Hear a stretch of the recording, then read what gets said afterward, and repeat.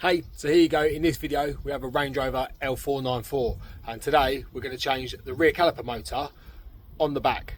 We've got a cracked motor and instead of changing the whole caliper, it's dead easy just to change the actual motor, and I'll show you how to do it. So let's get into it. So first things first, before jacking up you want to put it into access mode.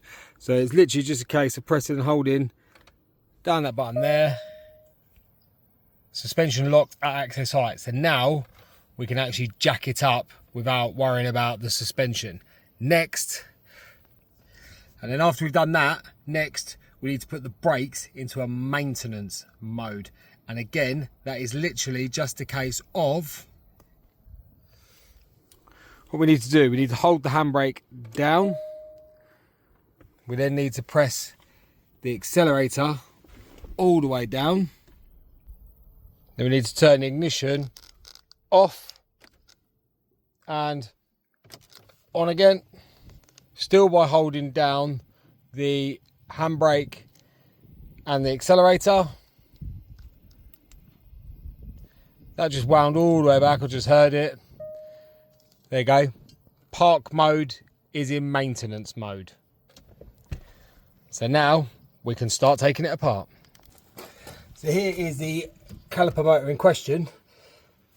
Plug at the top needs to come off, and then it's literally just two T30s. And as you can see on here, that's a massive crack, and actually this is actually loose. Look at that, the whole thing is loose. So this is ready to fail at any point. So two T30s and rip this carrier off maybe, job's good. So let's get into that now. So to remove the motor, it's as simple as a 17mm spanner and a 13mm either socket and ratchet or a spanner.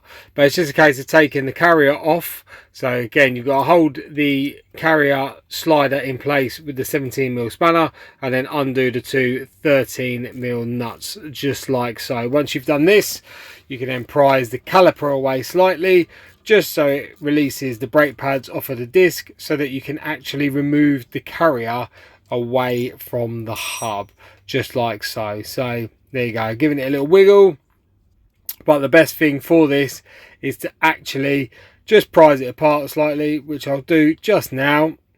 So we'll just do a little prise there, and then that frees it off just enough to then take the carrier away from the hub.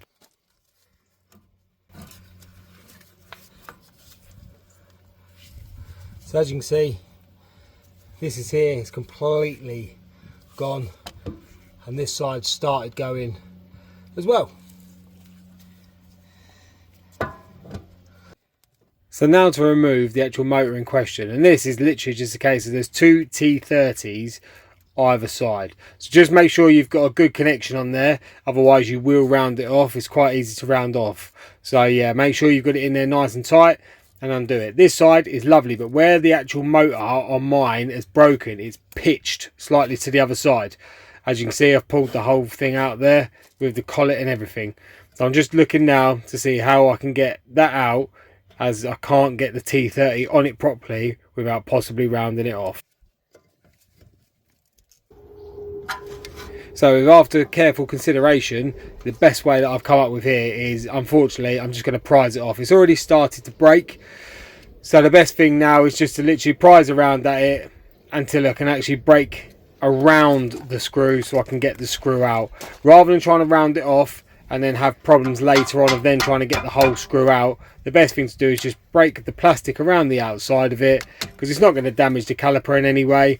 And then as you can see, look, I'm just prising it off and pop, there she goes. And look at the state of that. That thing is absolutely seen better days. It's a massive crack on one side, and then the other side, as you can see, I've just clearly broken it off, but it didn't take much. And you can see where the water's got in there, and it's got very, very rusty.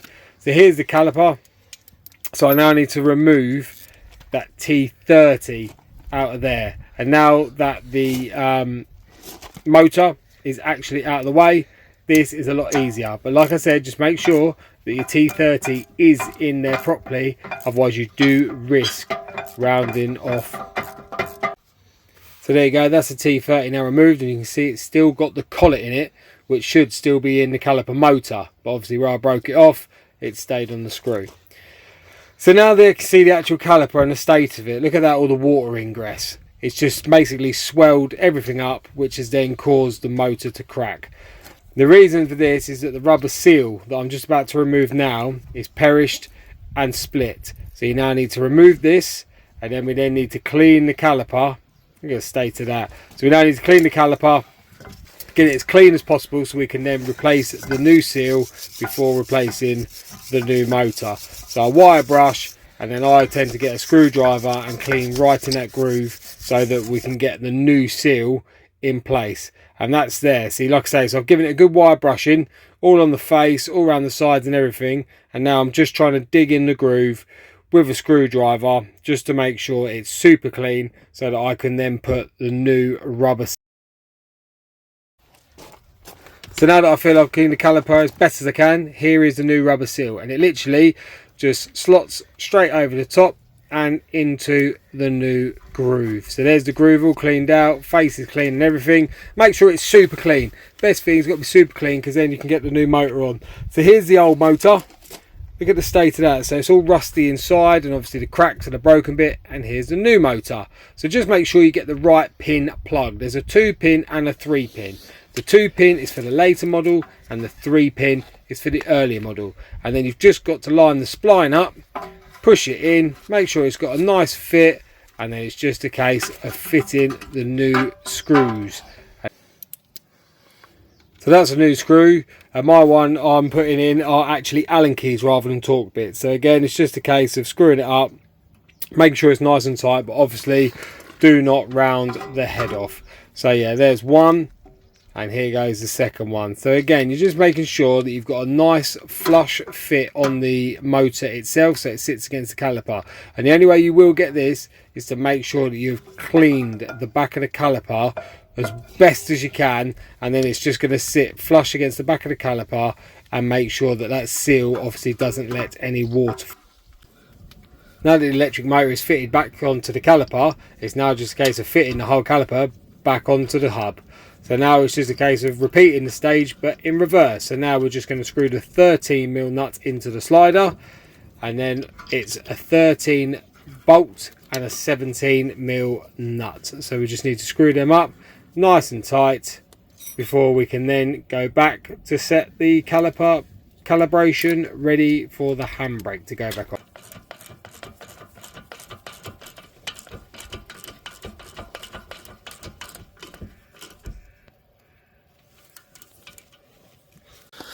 And there you have it, calipers all now back on, new motor, no cracks in this one whatsoever now, and it doesn't wobble either. So now what we need to do is take the L494 out of maintenance mode, and it's just a reverse of what we did. So let's do that now.